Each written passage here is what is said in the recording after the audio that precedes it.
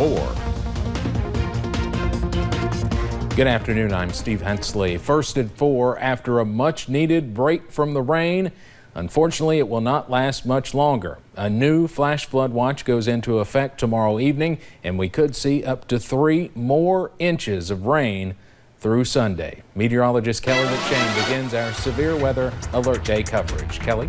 And Steve, like you said, we do have that new flash flood watch. It's not in effect for today, but it does go into effect tomorrow. Now that's for this weekend. However, today we've got a nice break from the rain, but that does not mean the threats are over. Let's go ahead and take you to pinpoint Doppler temperatures right now. We are feeling pretty good out there in the 50s for the majority of the region. So as far as temperatures go, today's not too bad of a day. As far as the radar goes, it's not too bad either. We do have plenty of flood warnings along plenty of those rivers, but pinpoint Doppler in eastern Kentucky is looking pretty dry as of right now. However, that looks to change. You can zoom out to the state view. You can see all of those flood warnings throughout the state, as well as that chunk of rain to our south and west in Tennessee. Now that will be making its way towards eastern Kentucky. That starts tonight, so that will be where our next round of rain is coming from. So today our rain break is going to end, unfortunately, and so that means more threats are going to be starting as we head into tonight. System number 2 comes to the mountains on Friday. Now we are watching this very closely. We've seen plenty of issues as far as mudslides, rock slides, and high water goes. We will be checking those river forecasts as well as we head into your Friday and into your Saturday. And if just a very, very soggy weather pattern is on the way, and all of that starts tonight here in eastern Kentucky, and I will have more on that in just a few minutes. Steve? All right, not good news ahead. Thank you very much, Kelly. Well, while we did stay dry today, some places are still dealing with high water. One area that's seeing quite a bit of flooding is the Levi Jackson State Park in Laurel County. That's where meteorologist Paige Noel is today live. Paige, is the park still flooded? Yeah, Steve, we're still seeing some flooding here. The good news is, though, over the past couple of hours, we have seen the water go down quite a bit. Now, you'll notice behind me, you'll see this mill. You see where the brick is? The water was actually to the very top of the brick earlier this morning and late last night. Here's some more video of it. You'll notice here that in the grassy area that really I'm standing right now was completely underwater, and you'll see that brick on the mill was underwater as well. Many people from around the area today saw videos and pictures on Facebook and just decided to come out and see it for themselves. We saw a lot of pictures on Facebook about how all kinds of places are flooded, and we've been driving around today checking out the places, and we decided to come look at the duck pond. And everyone's just hoping that the water will continue to recede as we head into the overnight hours. But with that second round coming in, I'm afraid we are going to see more flooding here. But for now, live at Levi Jackson State Park, meteorologist Paige Noel, WYMT Mountain News. All right, Paige, thank you. Another place that felt the impacts of that heavy rain yesterday was Knott County. Roads were flooded and multiple mudslides were reported. WYMT's Connor James has more on the issues the rain caused. Just a handful of nasty situations in Knott County. A couple mudslides, flooding yesterday, and this break along Kentucky 582 between the Litcar and the Kite communities of Knott County. Officials tell me water running under this road from that recent rainfall, that's most likely the cause of this. Crews also say it looks like someone worked down the embankment a few years back, cutting out the edge of the road. For people who drive by this every day, they say they are a little worried due to how massive the break is. I said that the biggest problem with it is not the rain or whatever, it's that anxiety that you feel like you're right on the edge.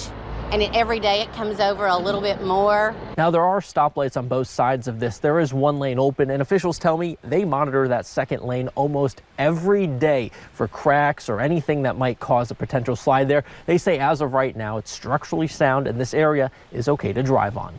I'm in Knott County. Connor James, WYMT Mountain News. Crews do tell us they are working around the clock with the resources they have to fix the various problems across the region. Well, we're not the only ones dealing with damage from mudslides. People in a northeastern Tennessee county woke up today to a pretty incredible sight. Take a look at this video from Hawkins County, Tennessee. That slide, as you can see, pretty much took out the road entirely. And some sad news, our sister station WVLT reporting this afternoon that one person actually died in a crash due to that slide and another is in critical condition. Authorities evacuated homes within half a mile of the slide. Geologists are at the scene as officials search for any other victims who may have been injured or trapped. The entire area is blocked off and the extent of the damage is still not yet known. A major southern Kentucky river has jumped its banks, leading to a spectacular sight at one of the state's leading tourist attractions. As we first showed you yesterday, Cumberland Falls has taken on a whole new look, and it may be even worse today. WYMT's Phil Pendleton has an update from the falls. If you want to get an idea of how much rainfall we have received, just take a look at Cumberland Falls. In fact, one of the guys that saw me as I came up said, "This is not Cumberland Falls, this is Cumberland Fall-less." The falls are not nearly the same height because of the amount of water flowing down the Cumberland River over the falls and into the Lake Cumberland Basin. Upstream near Williamsburg, the river has exceeded its flood stage, but near the falls, the rushing water has made a big tourist draw even more of a must-see attraction. Oh, wow, it's tremendous, the amount of water falling over the Cumberland Falls now. It's awesome, really, but then, you know, you just kindly are so used to it, you don't think about it until you have moments like this, and then you want to see it, really. Many of the access points to look at Cumberland Falls are still accessible, but some of the lower ones, like ones right down here below the falls, have been closed off for safety reasons. In Whitley County, Phil Pendleton, now back to you. Park rangers were seen putting caution tape up this morning because of high water, making those viewing areas dangerous. In other news, a federal judge has ruled that a Coast Guard lieutenant who is accused of planning attacks on prominent Democrats and other civilians be held for 14 days pending more charges. A judge ordered Coast Guard Lieutenant Christopher Hassan held on charges of possession of a firearm and possession of a controlled substance. Court documents say Hassan, who is a self-described white nationalist, wanted to murder innocent civilians on a scale rarely seen. The sheer number and force of the weapons that were recovered from Mr. Hassan's residence in this case, coupled with the disturbing nature of his writings, appear to reflect a very significant threat.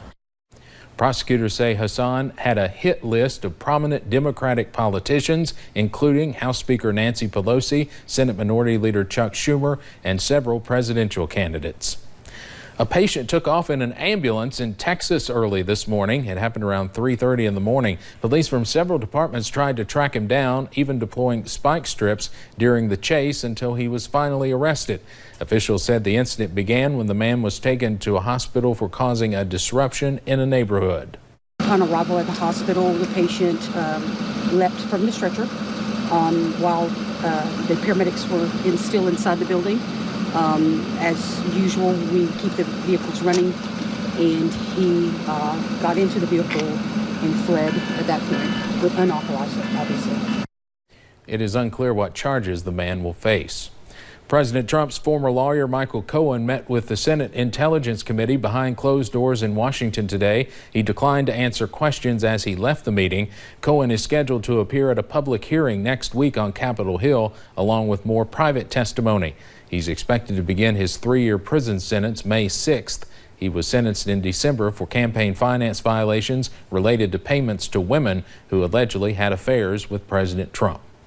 The president will kick off his summit with North Korean leader Kim Jong-un next week with a one-on-one between the men.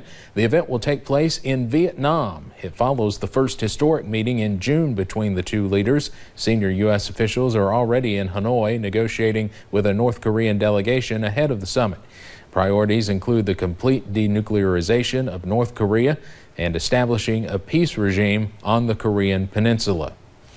Cardinal Luis Tagle of the Philippines broke into tears today during the reading of a keynote speech on the first day of a sexual abuse conference. Speaking in front of about 190 people gathered at the 4-day conference, Tagle could not hold back the tears during the reading of his presentation.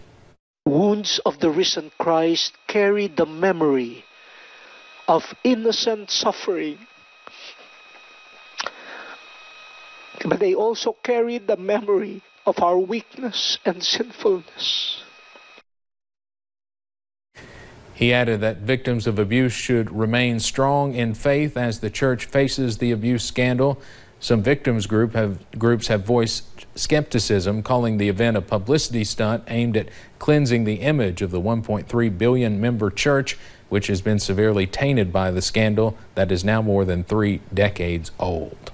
Let's head over to Wall Street now on this Thursday afternoon. The Dow closes down today more than 103 points.